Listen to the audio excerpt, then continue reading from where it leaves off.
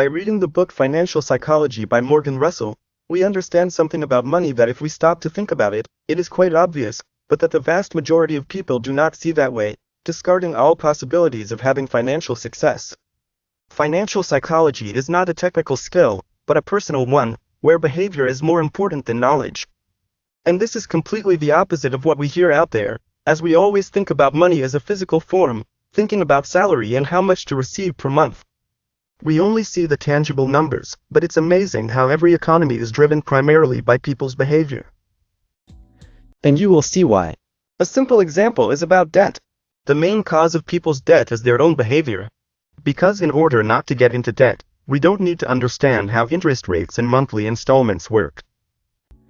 We need to understand about emotions, for example insecurity, which makes people spend their money to show others that they have a lot of money.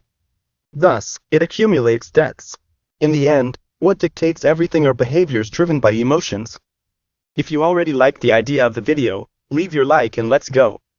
Each person, individually, has a different view of money, as it is shaped according to the experiences they have already gone through.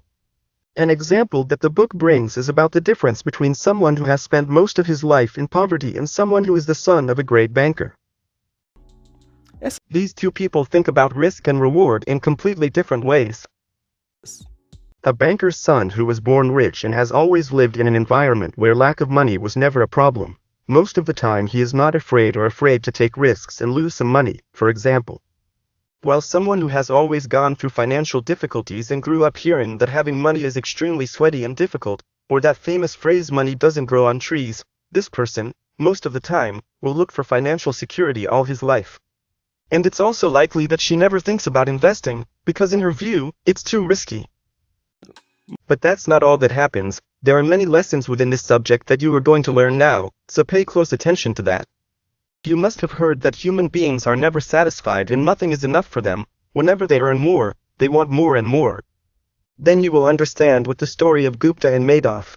The two were rich and lived very well. They were multimillionaires, with a fortune of over $100 million. However, after a few years, they lost everything due to being involved in fraud.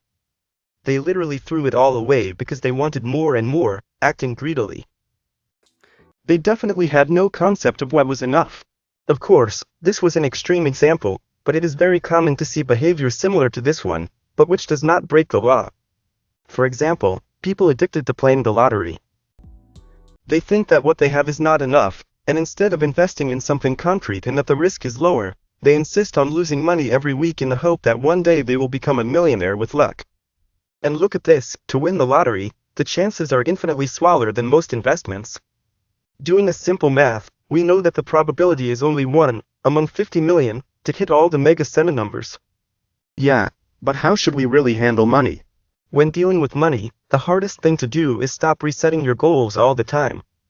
It's that old story of people earning a salary and always wanting a raise, never being satisfied with what they earn monthly, earning 3,000 reais, for example, living their lives spending all their 3,000 reais, finding little then wanting to earn 5,000.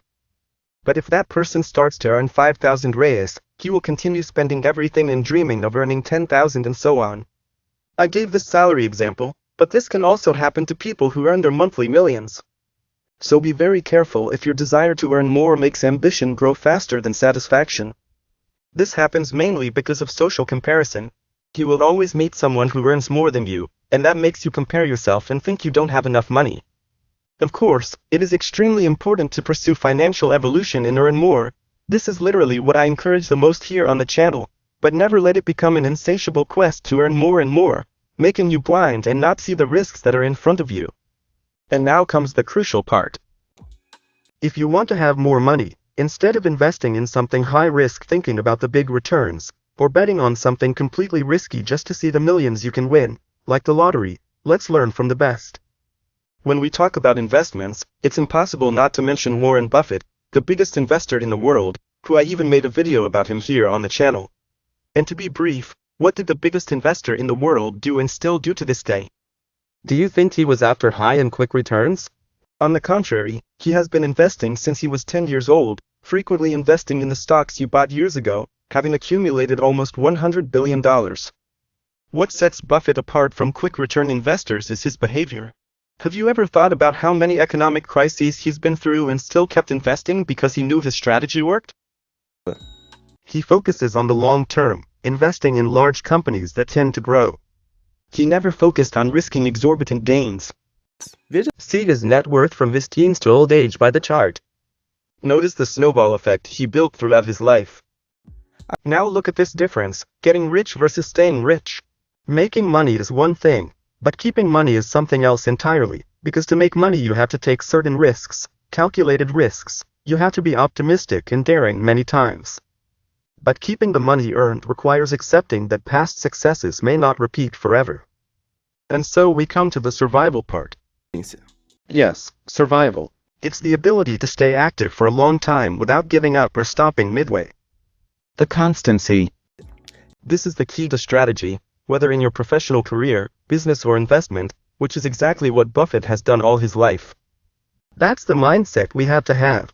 When dealing with money, never forget this concept. More than great returns, I want to be fail-safe.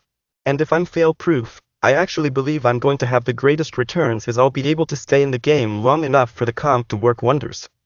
If you can maintain reasonably good returns every month, you will do much better than those who have exorbitant returns in some periods and huge losses in others.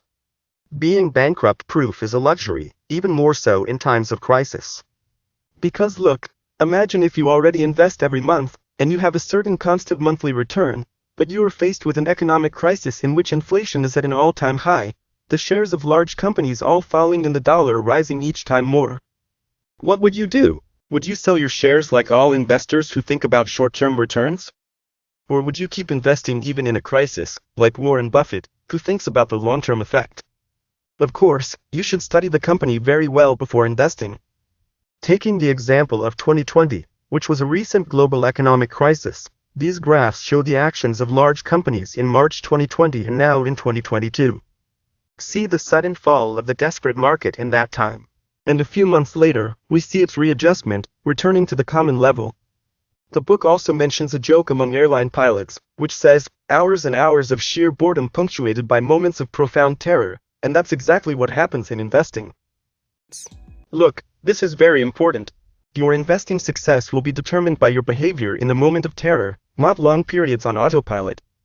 The idea is for you to make an average decision while everyone around you is freaking out. And if you want to improve your financial life with the best books on the subject, subscribe now to the channel. Peter Lynch, one of today's best investors, says, if you're great at this business, you'll be right 6 times out of 10. You are not going to make the best decisions all the time. Or do you think Buffett amassed wealth by getting lucky and getting all his investments right? He also went through several periods of crisis and chaos. In addition to them, George Soros, another investor, also says, what matters is not being right or wrong, but how much money you make when you are right and how much you lose when you are wrong. This is the main idea when it comes to investing. From the moment you start to earn more, spend less, invest your money, receive returns on your investments and reinvest, it will form a small snowball, which tends to grow as time goes by, even if at times you fail in investment. Everyone dreams of waking up one day and thinking they can do whatever they want, buy whatever they want, without having to work. And surely this is the highest form of wealth. This freedom that money gives is its greatest value. But if you already separate your money and invest it, you may already have a certain degree of wealth. To improve understanding, let's go to the levels of riches covered in the book. Level 1. Being able to take a few days off work when you get sick, without compromising your bills. Level 2. Being able to wait for a better job vacancy after a layoff, without having to accept any vacancy that appears, as you will be able to pay the bills with peace of mind even without working for a few months. Level 3. Have a 6-month reserve of the cost of your monthly expenses. For example, if your expenses are $1,000 per month, having $6,000 saved, so that in situations of major crises, you can be calm. Level 4 means choosing to work for a lower wage with a more flexible schedule. For example, choosing to work part-time. Level 5 being able to retire whenever you want, reaching the maximum level, financial freedom. Remembering that this is not a rule, it's just a way to better illustrate. And already comment down here if you're at any of these levels that I'll see, okay? What if you can't save money to invest and end up spending it every month? See this sentence that for me is the best about saving money. Spending money to show people how much money you have is the fastest way to have less money. So if your focus is on making money and staying on money, you should focus on earning more and accumulating wealth, which is different from wealth, and you'll see why. Fortune versus wealth. When we see a mansion with luxury cars in the garage, we already deduce that whoever lives there is rich. And yes, wealth has to do with current income, such income that makes the person able to afford and maintain this expensive standard of living. That's why they are rich. But fortune is different. It's something we don't see. It is money that has not yet been spent. It's that unbought luxury car, that unbought mansion, that untaken trip, and everything in between. But how can you accumulate fortune? A good analogy from the book is exercise practice. Exercising is like being rich. For example, you've worked out a lot at the gym, come home and think, oh, I deserve a pizza. And luck is refusing that pizza, that is, you earn money and don't spend it on unnecessary and silly things. Things that will delay your success with finances. It's hard to do this every time. You need to have some self-control. Accumulating a fortune has little to do with your feelings or the return on your investments, and a lot to do with how much you save on a regular basis. People who are successful in personal finance tend not to give a shit what others think about them. I talk about this a lot in the video I made about this specific part of the book. If you're interested, I'll leave it up here, okay? Everyone who invests or is thinking about investing and entering this market should understand that things change over time. Nothing stays too good or too bad for too long. From time to time, the economy goes through chaos, with crises after crises. For this you must allow for the unforeseen. The smartest way to invest is to aim for the middle ground, the region that allows for a wide range of outcomes. Always remember the concept of losing less money when you're wrong and making more money when you're right. For this, avoid financial extremism. Calm down, I'll explain to you what that is. The book already talks a lot about its main focus being constancy and not stopping halfway.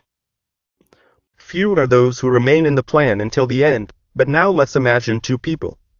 Joao, who works all day in a store as a salesman and at night works as a waiter in a restaurant, from Monday to Sunday, without a day off and sleeping badly every day, but earning his 3,000 reais a month. And now we see Rodrigo, who works just 4 hours a day and earns 600 reais a month. After all, he still lives with his parents and a low salary is already good enough for him. Working long hours a day without having a social life and losing sleep, or working very little, settling for a minimum, can bring great regrets in the future, as you will not be able to sustain this for long. So keep the balance, focus on earning more, but draw up a more efficient strategy that doesn't take all your time. For you to achieve the most important thing, which is to be able to continue in this plan for long periods. Few are those who manage to maintain Joao's routine, for example, for many years. One of the reasons people don't stick with the plan long enough when it comes to investing is the lure of pessimism. Because when it is said that a major crisis is coming, everyone reports it, all newspapers and media, as if we were on the verge of a complete catastrophe. However, when a projection is of a great economic growth, it is almost not talked about. This happens because losses generate much more impact than gains. That's why you must maintain balance, and know that a loss there in another year will not end your progress, either in investments or in financial life in general.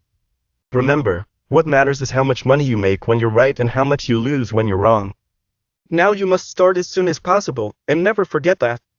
The less you show others how much money you have, the more money you'll be able to keep for yourself and invest. Now, for you to understand better about money, about spending and investing in the right way, I'm going to leave a video on the screen here that will certainly help you with that. Thank you very much, and until the next video.